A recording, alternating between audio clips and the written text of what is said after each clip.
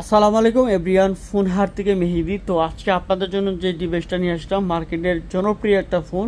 আর ইতিমধ্যে এটা আর একটা ভার্সন যেটা ছিল R6, এটা হচ্ছে R7, শার্প ব্র্যান্ডের R7।